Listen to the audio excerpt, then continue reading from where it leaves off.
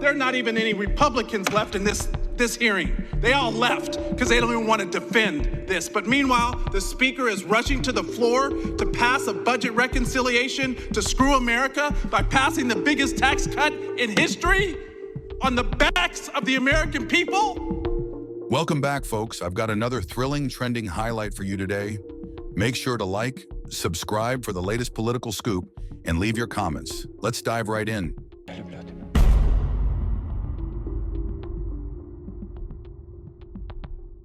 In a surprising twist, a CNN reporter just gave Donald Trump a rare moment of praise, and it's making waves. He said, "Trump ain't no lame duck. If anything, he's a soaring eagle." Why? Because in just a few months of 2025, Trump has already signed 111 executive orders, the most at this point in any presidency in over a century, and the most in a single year since Harry Truman in the 1950s. Love him or hate him, the reporter says, you can't deny one thing. Trump is delivering on what he promised and doing it at full throttle. I think there was this concern among some folks that Donald Trump would come in for a second term and kind of be a lame duck.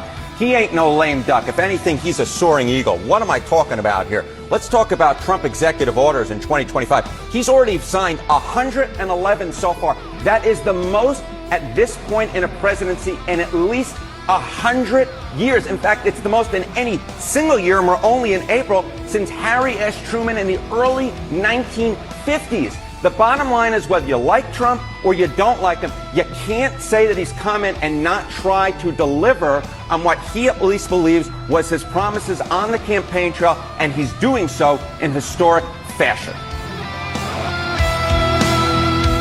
During President Trump's cabinet meeting yesterday, Attorney General Pam Bondi addressed the ongoing investigations into attacks on Tesla properties. She reported that, under President Trump's directive, the Department of Justice has taken decisive action against those targeting Tesla. Bondi highlighted the swift progress of the investigations, stating that 4 arrests have been made, with suspects facing severe charges, including up to 20 years in prison. She emphasized that there would be no negotiations, and additional significant arrests are anticipated within the next 24 hours, particularly concerning a Tesla dealership president. You know, you also gave us a directive to prosecute the people who are going after Tesla to the fullest extent of the law. Some of the greatest police work I've seen. We've made 4 arrests. There will be no negotiations at your directive. They're all looking at 20 years in prison, and within the next 24 hours, you're going to be seeing another huge arrest on a Tesla dealership president. And that person will be looking at least 20 years in prison with no negotiations. That's great. That will stop it. Cold. During a hearing Wednesday, Representative Stephen Horsford blasted U.S. Trade Representative Jamieson Greer about the Trump administration's trade strategy and furiously asked who's in charge as President Trump announced a 90-day pause on tariffs for most countries. There are not even any Republicans left in this hearing. They all left because they don't even want to defend this. But meanwhile, the speaker is rushing to the floor to pass a budget reconciliation to screw America by passing the biggest tax cut in history on the backs of the American people. WTF? Who's in charge? House Democrats are demanding that President Donald Trump fire Elon Musk by May 30th, citing the 130-day legal limit on special government employees. No more running cabinet meetings, no more running the White House. That is our demand, said Reverend Greg Kasser. 50 days from today, Donald Trump must, by law, fire Elon Musk. Last night, 76 House Democrats sent a clear message to President Trump. The clock is ticking. Since the beginning of this administration, Trump and Musk have exploited Musk's designation as a so-called special government employee to allow Musk to receive over $8 million a day in federal government contracts and subsidies, while ignoring our conflict of interest rules, and while funneling more and more money to himself and to his companies. But the law is crystal clear. A special government employee like Musk must leave the federal government after 130 days. We would be here for hours if I tried to recount every single one of Musk's illegal actions or abuses or attacks on working Americans, but let me give you just a few.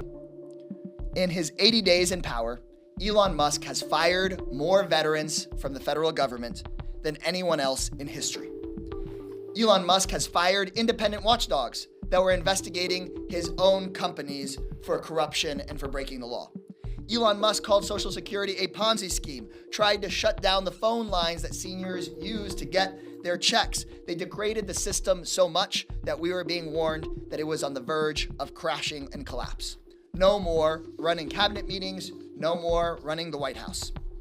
That is our demand, and we are making it clear that we are putting every option on the table, legislative, legal, and public pressure, and making it clear to the president that he's got 50 days. White House Press Secretary Caroline Leavitt has issued a stern warning to undocumented immigrants in the United States regarding the enforcement of the Alien Registration Act. This law mandates that all non-citizens residing in the U.S. register with the federal government and carry identification. Leavitt emphasized that under President Donald Trump's administration, individuals who entered the country illegally will face detention and deportation. The deadline for registration under the Alien Registration Act is today. All foreign nationals present in the United States longer than 30 days must register with the federal government. Failure to comply with this is a crime, punishable by fines, imprisonment, or both.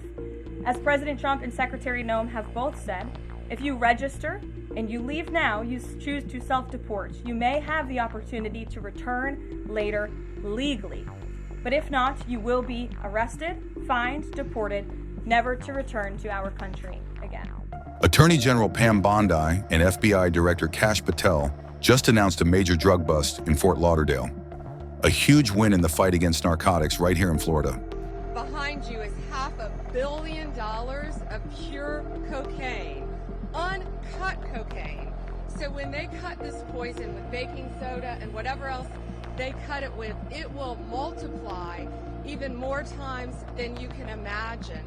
We are saving thousands and thousands of lives. President Donald Trump told reporters he believes Elon Musk has been treated unfairly and revealed he bought a Tesla to show his support. He's done a fantastic job, but he hasn't been treated properly, Trump said during yesterday's cabinet meeting. Elon's done a fantastic job. Look, he's sitting here, and I don't care. I don't need Elon for anything other than I happen to like him. But I'm telling you, this guy did a fantastic job. I don't need his car. I actually bought one and they said, oh, did you get a bargain? No. I said, give me the top price. I paid a lot of money for that car. But honestly, he makes a great car. You know what I do with it? I let the people in the office drive around in it. Margot, Natalie, they're all, Chamberlain, they're all driving around the most beautiful car. It's gorgeous. But I did that as a sign of just a show of support. Numerous people have done that. Just a show of support. Because, you know, he's done a fantastic job, but he hasn't been treated properly. All right, guys, God bless you all, and thank you so much for watching. Don't forget to like, subscribe, and leave your comments down below. I love hearing from you. I'll see you in the next trending topic. Take care, and see you soon.